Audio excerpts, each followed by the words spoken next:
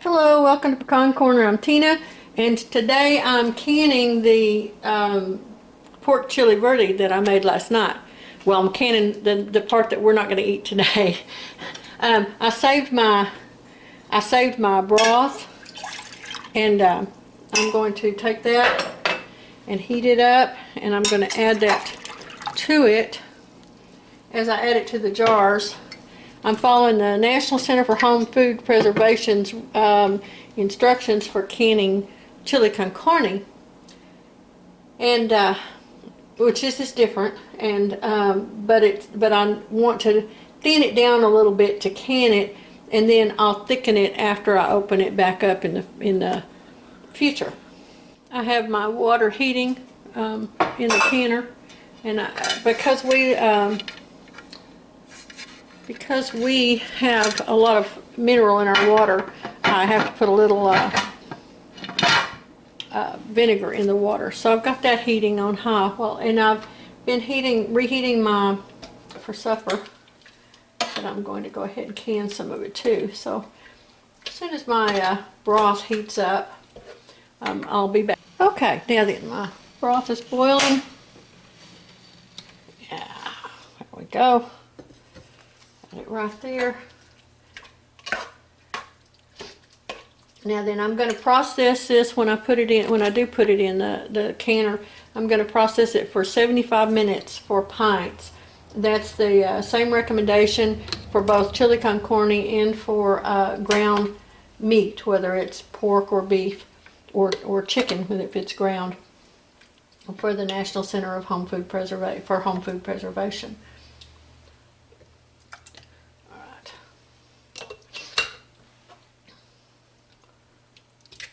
This turned out really tasty. It's very good, and we're eating it instead of having it over rice. We had it with tortillas last night, but tonight we're going to have it with barley, which I've mentioned before.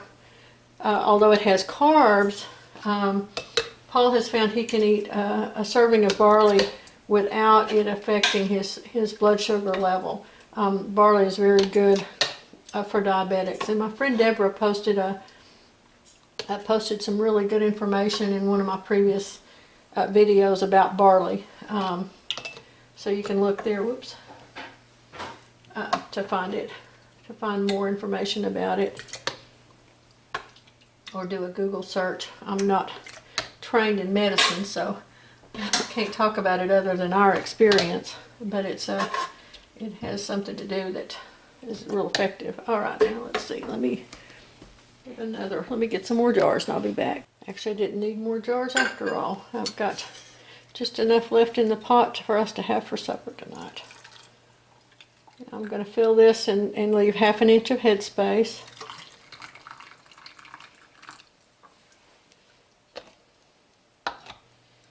And then I'll thicken this after we open it. You don't like to thicken things before you can them, because number one, it doesn't hold. The thickening kind of falls apart, but it also, they say, interferes with the ability of the canning process to completely sterilize it. This is going to be really good. Canning leftovers or making an extra batch so that I've got some to can is one of the nicest things. And this is where we have homemade fast food, you know. All we have to do in the future, though, is just open a jar of this and heat it up. I boil my meats and things for 20 minutes after opening them to be sure that there's no botulism toxin in them. That's it, you know. Then there's fast food. Put it onto tortillas or on buns if it's a case of pulled pork, and there we go. Now then, let me get me a paper towel and wipe these lids. These rims. Here we go.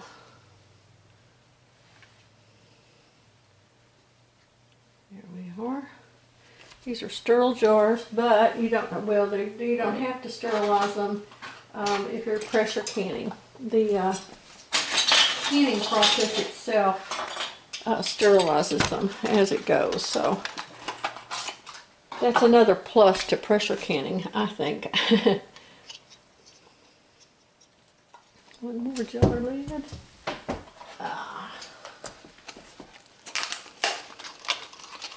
I always watch for the jar lids to go on sale at the end of the season and pick up extras for the next year. Let's see. Gives me a little bit of a discount anyway. Just gonna finger tighten. Not too tight.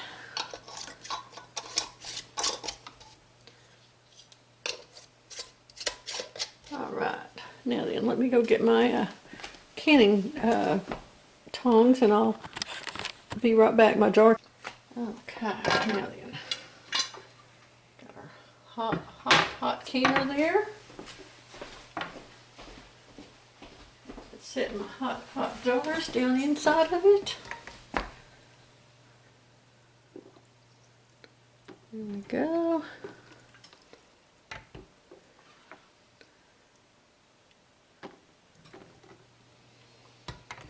It'd be nice to have a full canner, but I wanted to can these, and so I'm not worrying about trying to find something else to add into it.